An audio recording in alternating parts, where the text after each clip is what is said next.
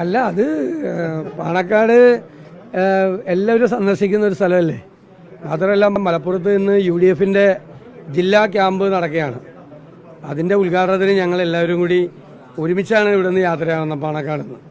അവിടെ ഈ പരിപാടിക്ക് വരുമ്പോൾ എപ്പോഴെല്ലാം വരുമ്പോൾ അവിടെ സന്ദർശിക്കാൻ പറ്റും അപ്പോഴെല്ലാം സന്ദർശിക്കുകയും ഞങ്ങൾ കൂടിയാലോചന നടത്തുകയും ചെയ്യും. കാരണം ഇന്ന് ഞങ്ങളുടെ ഏറ്റവും വലിയ കരുത്തെന്ന് പറയുന്ന ടീം UDF ആണ്.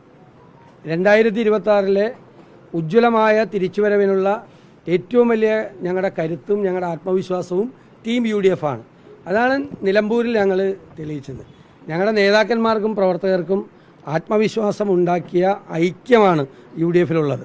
അപ്പം ഞങ്ങൾ പീരിയോഡിക്കലായി കൃത്യസമയങ്ങളിൽ കൂടിയാലോചനകൾ നടത്തി പരസ്പരം ആലോചിച്ച് വേണ്ട തീരുമാനങ്ങൾ ഒറ്റക്കെട്ടായി എടുത്ത് അത് നടപ്പാക്കുന്ന ഒരു രീതിയാണ്.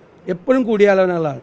എല്ലാ മാസവും UDF യോഗങ്ങൾ ചേരും, പരസ്പരം ആലോചിക്കും, എല്ലാം പരസ്പരം പങ്കുവെച്ചുകൊണ്ടുള്ള ഒരു മുന്നേറ്റമാണ് ഞങ്ങൾ നടത്തുന്നത്. ആ തെരഞ്ഞെടുപ്പിനുള്ള മുന്നൊരുക്കങ്ങളുടെ തയ്യാറെടുപ്പുകളുടെ ഭാഗമായിട്ടാണ് മലപ്പുറം ജില്ലയിൽ ഈ ക്യാമ്പ് നടക്കുന്നത്.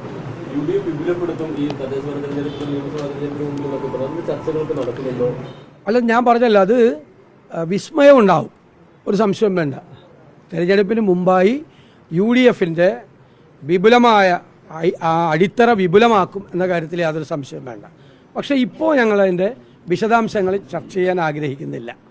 അത് പിന്നീട് നിങ്ങൾക്ക് ബോധ്യപ്പെടും. ആ സമയത്ത് നിങ്ങളെ വിളിച്ചറിയിക്കുക. ആദ്യം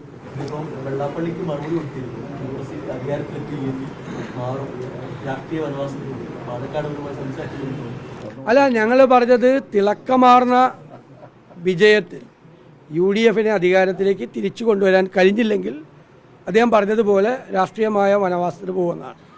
അത് ഞങ്ങളുടെ കോൺഫിഡൻസാണ്. ഞങ്ങൾക്ക് ഉറപ്പായി ഉജ്ജ്വലമായ ഭൂരിപക്ഷത്തോടു കൂടി തിരിച്ചു വരാൻ കഴിയും എന്നുള്ളതാണ്. അത് UDF മുന്നണിയിൽ നിർണായകമായ പങ്ക് വഹിക്കുന്ന രാഷ്ട്രീയ പ്രസ്ഥാനമാണ് മുസ്ലിം ലീഗ്. അതിൻ്റെ പൂർണ്ണമായ പിന്തുണയുണ്ട്. നിങ്ങൾ നിലമ്പൂരിൽ കണ്ടതല്ലേ. ഞങ്ങൾ പറഞ്ഞപ്പോൾ നിങ്ങൾ വിശ്വസിച്ചില്ലല്ലോ. ഒറ്റ പാർട്ടിയായിട്ടല്ലേ പ്രവർത്തിച്ചത്. ഒറ്റ പാർട്ടിയായിട്ടാണ് പ്രവർത്തിച്ചത്. ഇന്ത്യയിലെ മുഴുവൻ സഖ്യങ്ങൾക്ക്, കോയലിഷന്, മുന്നണിക്ക് മാതൃകയാണ് കേരളത്തിലെ UDF. ഇന്ത്യ മുന്നണിയും അതുപോലെ ആയി വരുമെന്നാണ് ഞങ്ങൾ ആഗ്രഹിക്കുന്നത് ദേശീയ തലത്തിൽ.